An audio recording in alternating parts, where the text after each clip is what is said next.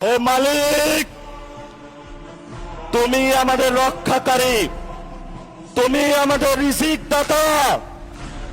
যারা এই বাংলাদেশে জনগণ 17 বছর অপেক্ষা করেছিল, আমাদের অধিকার ছিনিয়ে নিয়েছে, রক্তঘাতির মাধ্যমে ভাইদেরকে হত্যা করেছে। আয়েশের মালিক তোমার মালিকের বিচারে আমরা বিচার রেখে গেলাম।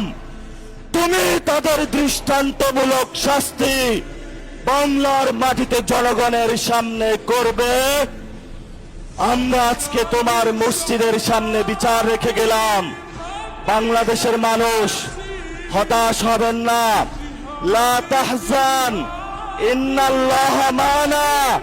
আল্লাহ আমাদের সাথে আছেন, শক্তিমান, ভয় নাই, জয় করব আমরা ইনশাআল্লাহ। দ্বিগুণ হয়ে পার্লামেন্টে